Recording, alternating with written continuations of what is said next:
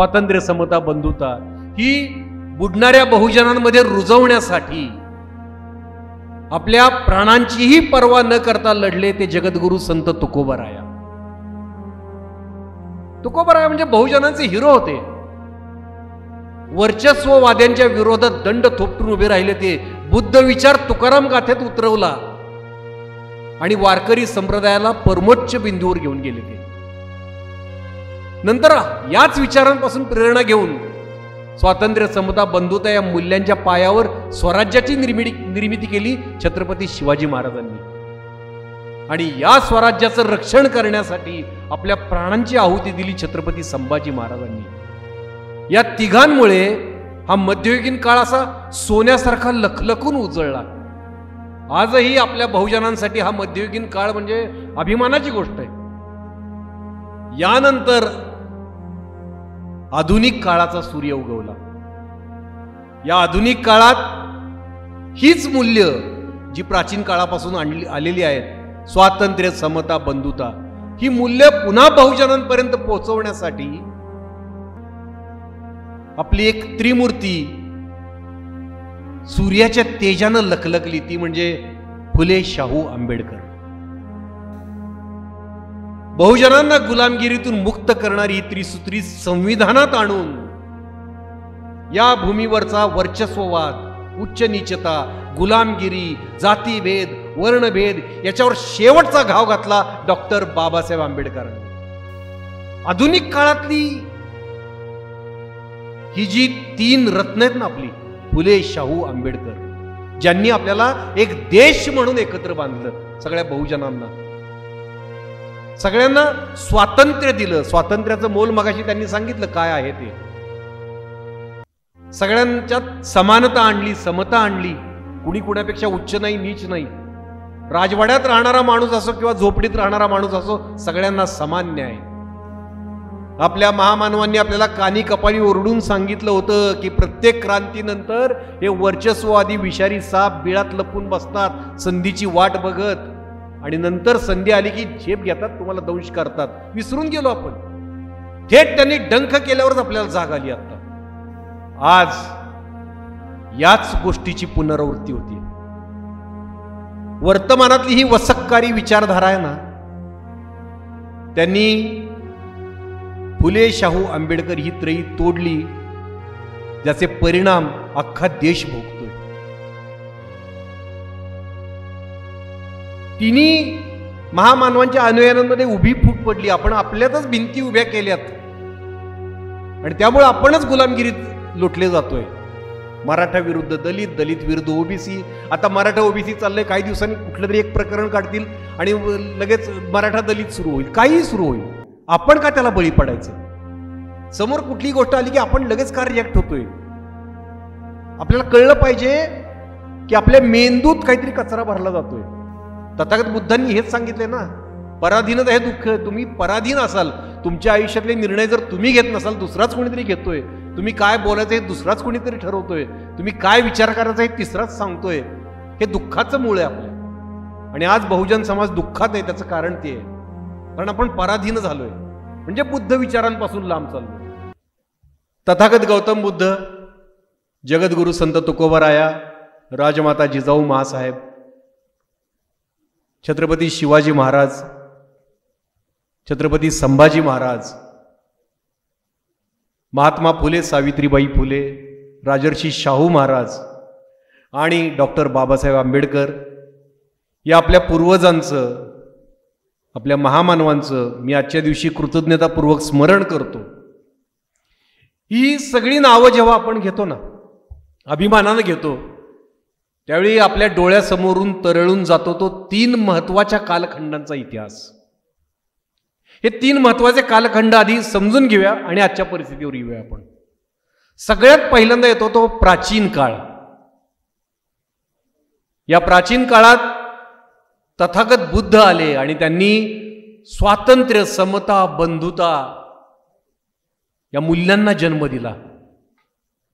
बहुजनांसाठी अतिशय उपयुक्त अशी ही मूल्य होती. त्या काळात माणसा माणसात उच्च नीच ठरवून भेदभाव करणाऱ्या वैदिकांशी कडवा संघर्ष केला तथागतांनी. आणि ही भूमी मानवतेच्या, प्रेमाच्या, सलोख्याच्या विचारांनी बहरून टाकली. या प्राचीन काळानंतर येतो मध्ययुगीन काळ. या मध्ययुगीन काळात हीच मूल्ये जी आहेत, स्वातंत्र्य, समता, बंधुता, ही बुडणाऱ्या बहुजनांमध्ये रुजवण्यासाठी आपल्या प्राणांचीही पर्वा न करता लढले ते जगद्गुरु संत तुकोबाराया. तुकोबाराया म्हणजे बहुजनांचे हिरो होते. वर्चस्ववाद्यांच्या विरोधात दंड थोपटून उभे राहिले ते. बुद्ध विचार तुकाराम गाथेत उतरवला आणि वारकरी संप्रदायाला परमोच्च बिंदूवर घेऊन गेले ते. नंतर याच विचारांपासून प्रेरणा घेऊन स्वातंत्र्य, समता, बंधुता या मूल्यांच्या पायावर स्वराज्याची निर्मिती केली छत्रपती शिवाजी महाराजांनी. आणि या स्वराज्याचं रक्षण करण्यासाठी आपल्या प्राणांची आहुती दिली छत्रपती संभाजी महाराजांनी. या तिघांमुळे हा मध्ययुगीन काळ असा सोन्यासारखा लखलखून उजळला. आजही आपल्या बहुजनांसाठी हा मध्ययुगीन काळ म्हणजे अभिमानाची गोष्ट आहे. यानंतर आधुनिक काळाचा सूर्य उगवला. या आधुनिक काळात हीच मूल्य जी प्राचीन काळापासून आलेली आहेत, स्वातंत्र्य, समता, बंधुता, ही मूल्य पुन्हा बहुजनांपर्यंत पोहोचवण्यासाठी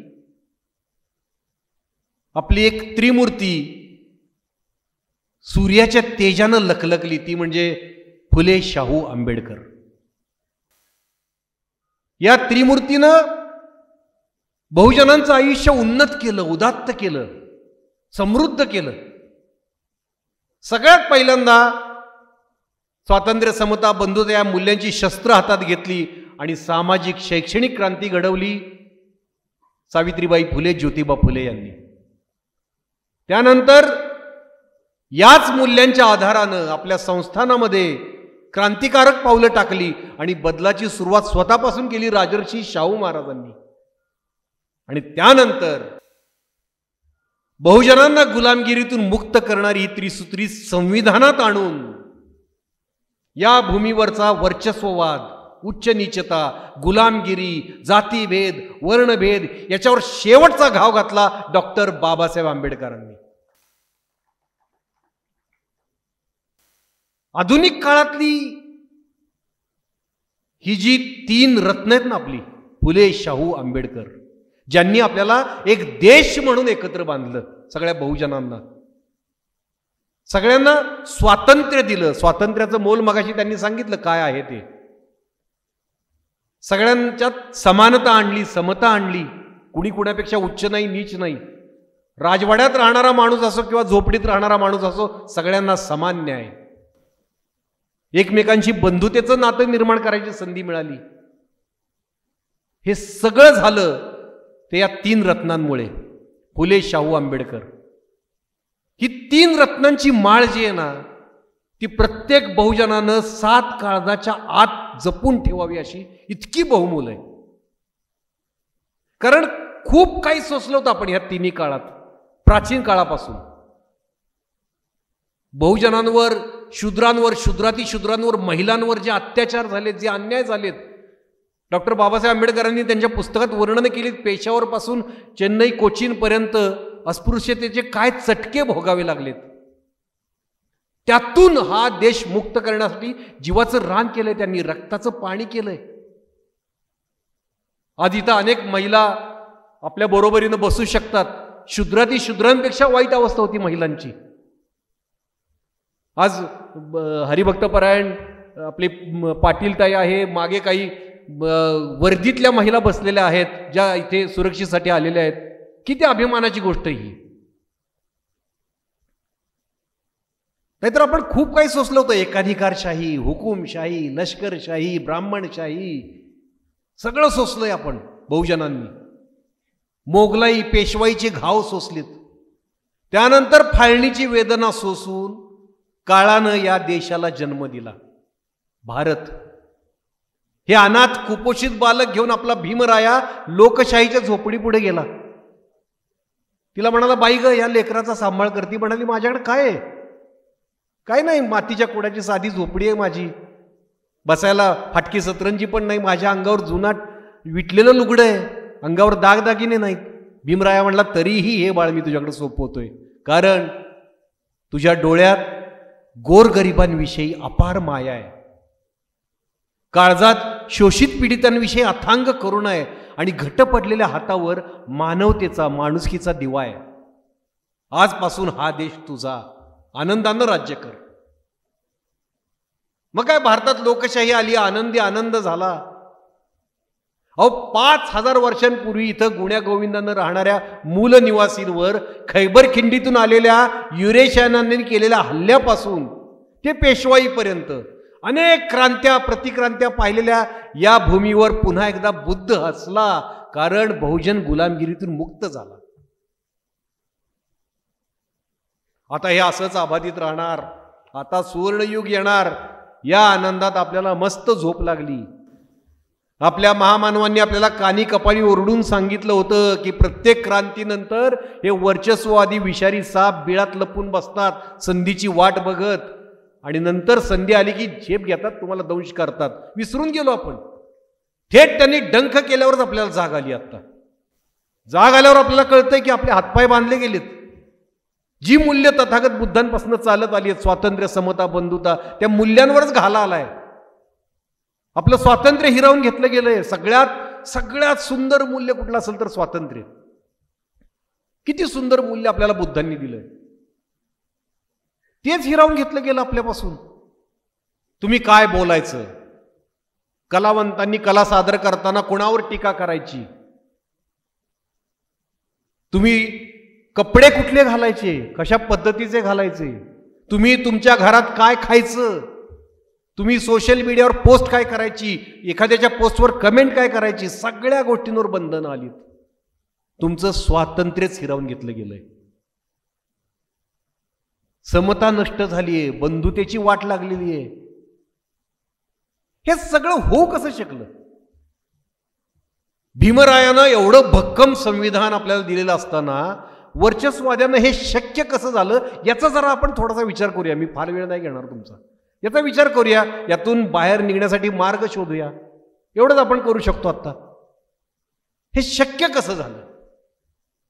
तर मी जे सुरुवातीला तुम्हाला सांगितलं की ही जी 3 रत्नांची माळ आहे ना, फुले, शाहू, आंबेडकर, आपल्या बेजबाबदारपणाचा फायदा त्यांनी घेतला. आपण ती 7 काळजाच्या आत जपून ठेवायला पाहिजे होती, ती आपण अशी वरच्या खिशात ठेवली. फक्त जय जयकार करत राहिलो त्यांचा. त्यांनी अलगदपणे ती माळ काढून घेतली आणि फुलेंपासून शाहू वेगळे केले, शाहूंपासून आंबेडकर वेगळे केले.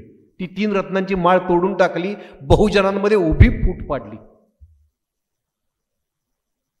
आता आपण थोडं प्राचीन काळात जाऊया. तथागत बुद्धांच्या काळात वैशाली नगरी होती, जी आत्ताच्या बिहारमध्ये आहे.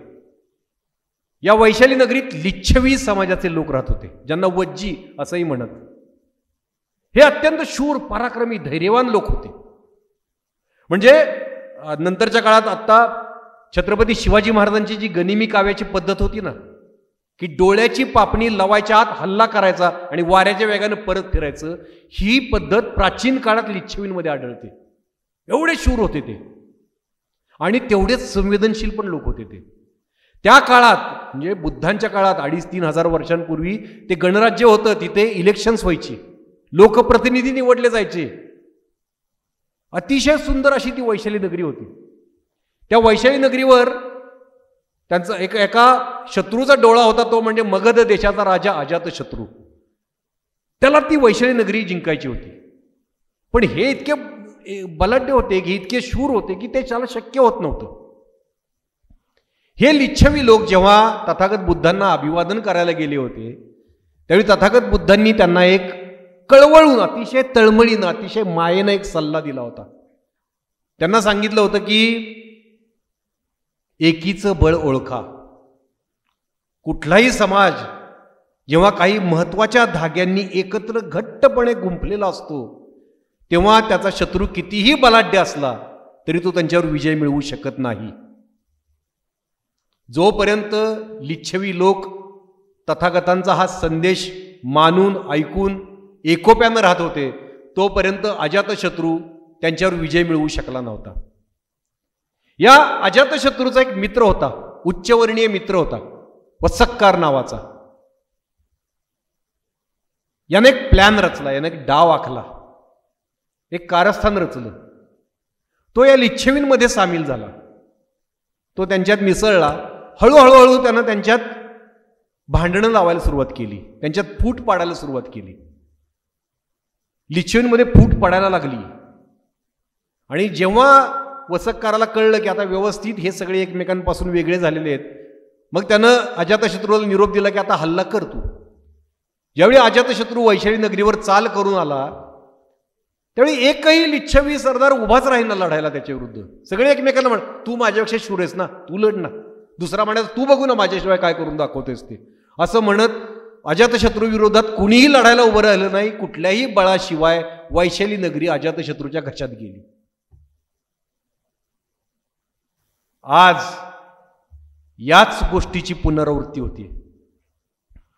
वर्तमानातली ही वसक्कारी विचारधारा आहे ना, त्यांनी फुले शाहू आंबेडकर ही त्रयी तोडली, ज्याचे परिणाम अख्खा देश भोगतोय.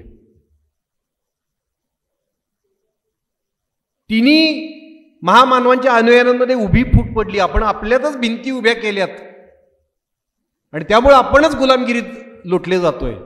कुठल्याही बळाशिवाय ही भूमी वर्चस्ववाद्यांच्या ताब्यात चाललेली आहे, जवळजवळ गेलेली आहे. काही त्यांना बळ लावायला लागलं नाही, फक्त तुमच्यात फूट पाडली. मग काय होतं? आजच्या आता वर्तमानात येऊया. जेव्हा परभणीला संविधानाच्या रक्षणासाठी रस्त्यावर उतरलेला सोमनाथ सूर्यवंशी पोलीस कोठडीत मारला जातो. आंदोलन करायला कोण उतरतं? आंबेडकरी समाज फक्त, बाकीचे बघत राहतात. बीडला एक होतकरू तरुण उमदा सरपंच संतोष देशमुख निर्घृण पद्धतीने मारला जातो. फक्त मराठा समाज पेटून उठतो. मराठा आंदोलन सुरू झालं की कुठल्या तरी ओबीसी नेत्याला फूस लावली जाते, ओबीसींना भडकवलं जातं त्यांच्या विरोधात. मग काय,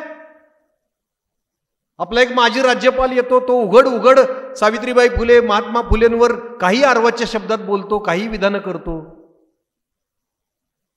आपल्या देशाचा एक उच्च पदस्थ नेता थेट संसदेत डॉक्टर बाबासाहेब आंबेडकरांविषयी हिणकस वक्तव्य करतो, त्यांना कमी लेखतो.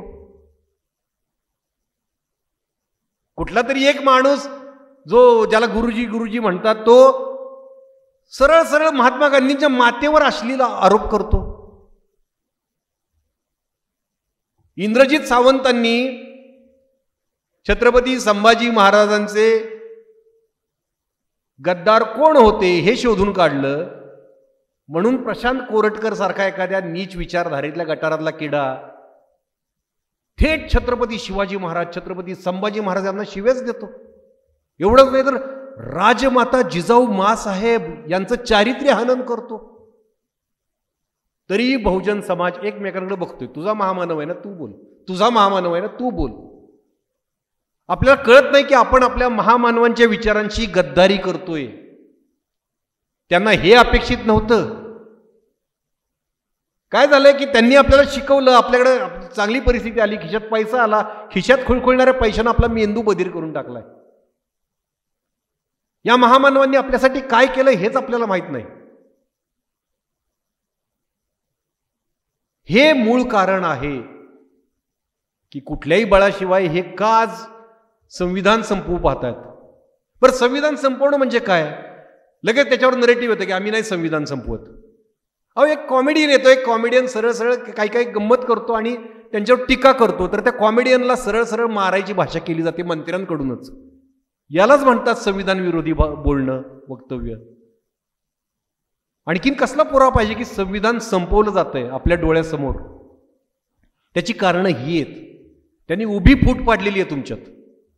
मराठा विरुद्ध दलित, दलित विरुद्ध ओबीसी. आता मराठा ओबीसी चाललंय, काही दिवसांनी कुठलं तरी एक प्रकरण काढतील आणि लगेच मराठा दलित सुरू होईल, काहीही सुरू होईल. आपण का त्याला बळी पडायचं?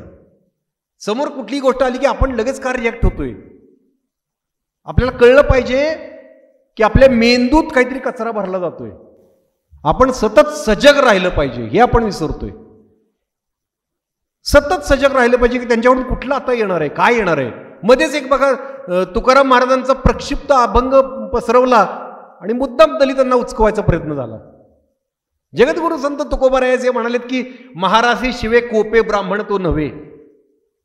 असं म्हणणारे तुकोबाराय ते भेदभाव कधी करतील का?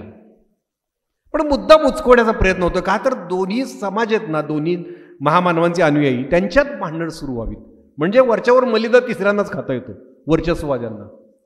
हे कारस्थान आहे. म्हणून मेंदू जपा आपल्या सगळ्यांनी मेंदू जपला पाहिजे. म्हणजे मी काही तुम्हाला उपदेश करत नाही, मीही स्वतःला सांगतोय. मेंदू हा खूप महत्वाचा अवयव आहे. डॉक्टर आह साळुंखे तात्या म्हणतात, हे मी प्रत्येक ठिकाणी सांगतो कारण सांगणं गरजेचं आहे,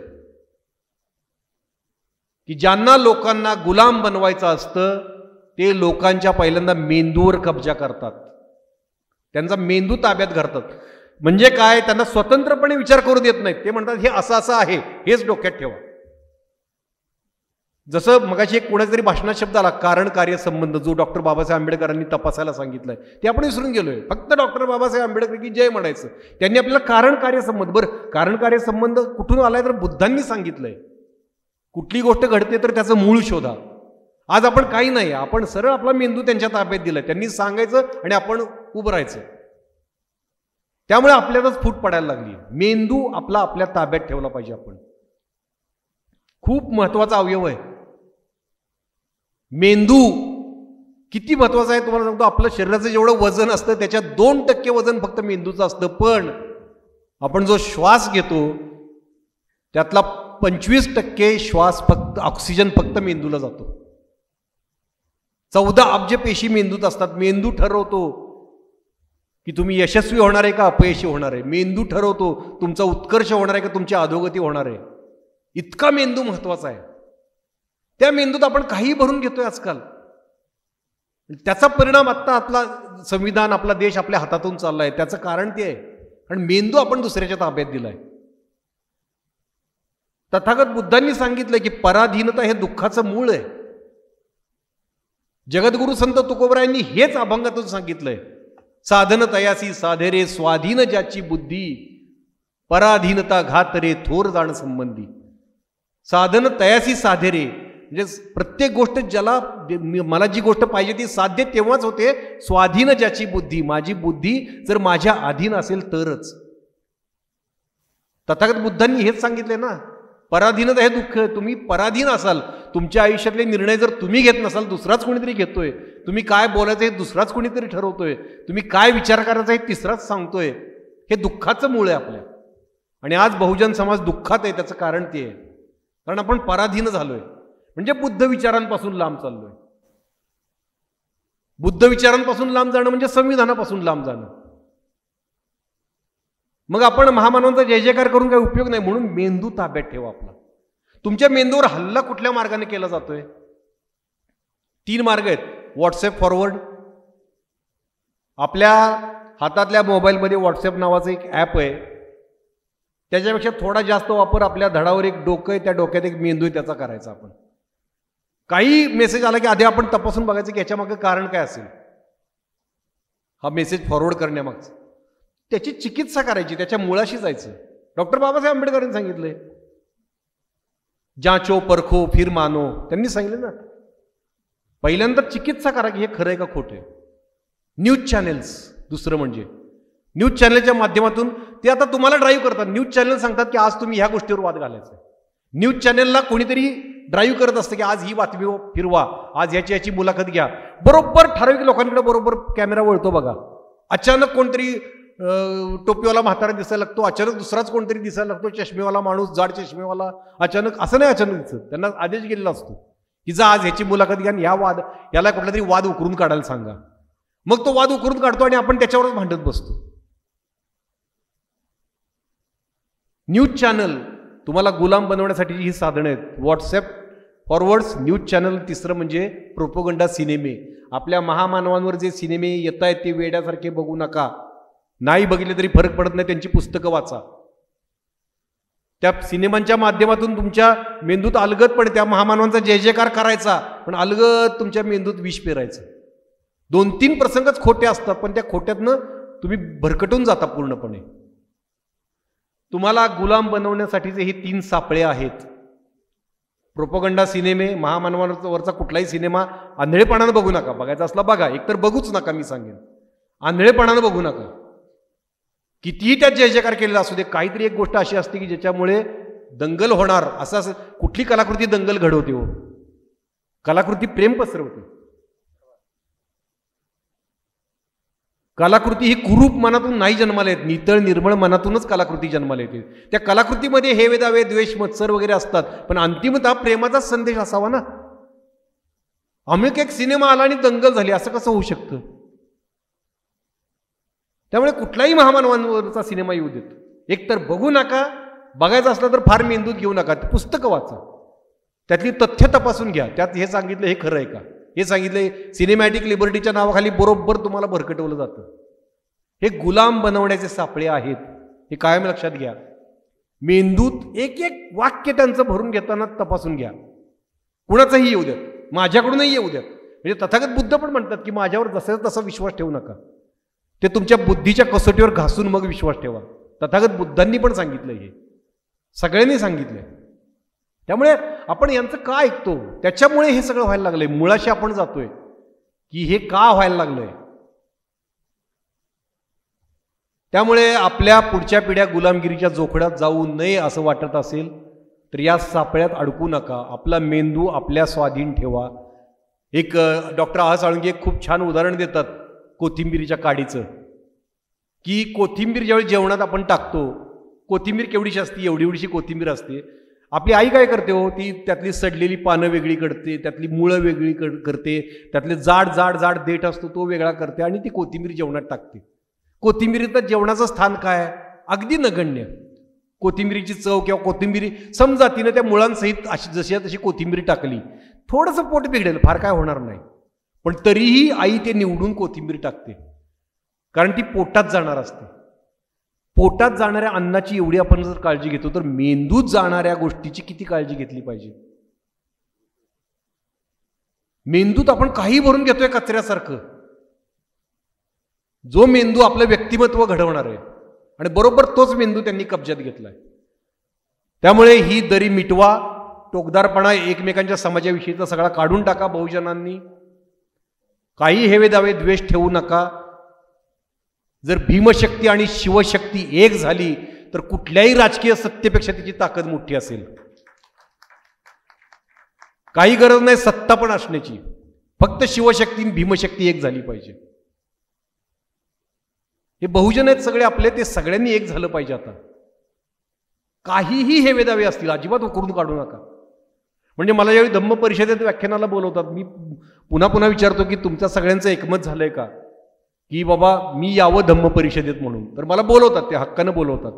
मी सांगतो की मला ते सांगावं लागतं, मी ते मानत नाही, मी सांगावं लागतं. मी मराठा आहे तरी या म्हणतात तेव्हा मी जातो.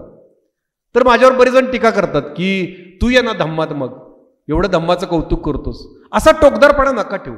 धम्म हा फुलाच्या सुवासासारखा आहे हो, तो मला आकर्षित करून घेतो. धम्म कुणालाही आकर्षित करून घेऊ शकतो, त्याच्यावर जबरदस्ती नका करू.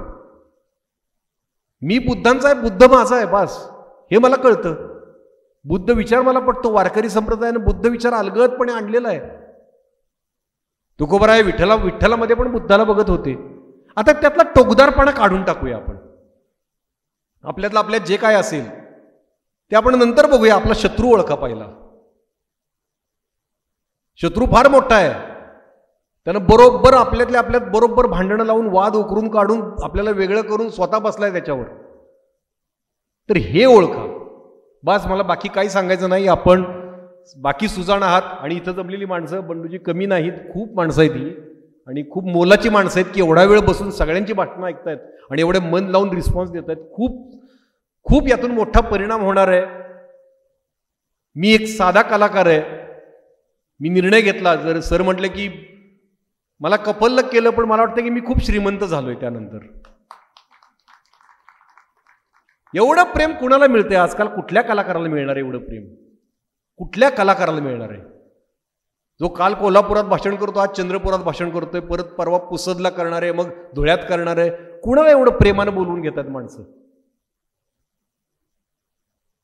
हे प्रेम लाख मोलाचं मिळतंय मला.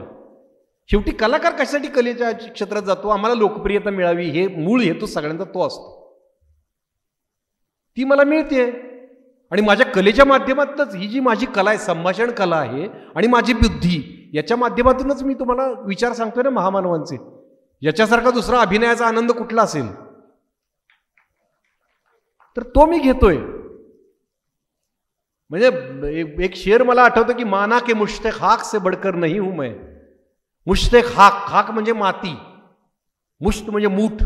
एका मुठभर मातीपेक्षा जास्त पात्रता माझी नाही. तरी मला तुम्ही इकडे का बोलवताय? माना के मुश्ताक खाक से बढ़कर नहीं हूं मैं, लेकिन किसी हवा के रहमो करम पर नहीं हूं मैं. कुठली हवा येईल आणि मला उडवून घेऊन जाईल एवढा मी कमकुवत नक्कीच नाही. माझा एक बाणा आहे, जो तथागत बुद्धांपासून आलाय, जगद्गुरु संत तुकोबा यांच्या विचारांपासून आलाय, शिवशाहू फुले आंबेडकरांपासून आलाय. तो बाणा आपण सगळे जपूया, एक राहूया, एकजुटीनं लढूया, सगळे हेवेदावे बाजूला ठेवूया. मला माहिती मी जे हे करतोय त्याचे खूप परिणाम मी भोगतोय. सरांनी काही छोटे मोठे सांगितले, पण मी ते भोगूनही मी हे करतोय. माझ्या काही गोष्टींचा त्याग करून मी हे करतोय. त्याचा मोठेपणा नाही, उलट मला अभिमान आहे की मी हे करू शकतोय. मला या काळानं ती संधी दिली. हा काळ मी संधी म्हणून बघतोय. मला असं एकच फक्त तुमच्याकडून प्रेम असंच मिळत राहू द्यात. खूप प्रसंग येणार आहेत, ते लोक मला बदनाम करायचा आणखीन प्रयत्न करणार आहेत, माझ्यावर काही वाटेल ते प्रसंग येतील, त्यावेळी फक्त प्रेम राहू द्यात तुमचं माझ्या पाठीशी. एवढंच मला सांगायचं आहे. या प्रेमानं तुम्ही मला इथे चंद्रपूरला बोलवलं, माझ्या अख्ख्या फॅमिलीला घेऊन तुम्ही इथं बोलवलं सगळ्यांना. म्हणजे बंडूजींनी तर आमची विमान प्रवासाची सोय केली, पण म्हटलं या फॅमिलीला घेऊन तुम्ही. तर हे प्रेम मला खूप मोलाचं आहे. ते आयुष्यभर मी काळजात जपून ठेवीन. तुम्ही जेव्हा कधी इथं बोलवाल तेव्हा मी येईन, कारण ही आपली आंबेडकरी अस्मिता आहे, ती आपण कधी संपू द्यायची नाही. मला इथं बोलवलं, तेवढा सन्मान दिला, त्याबद्दल तुमचे खूप खूप आभार. जय शिवराय, जय भीम.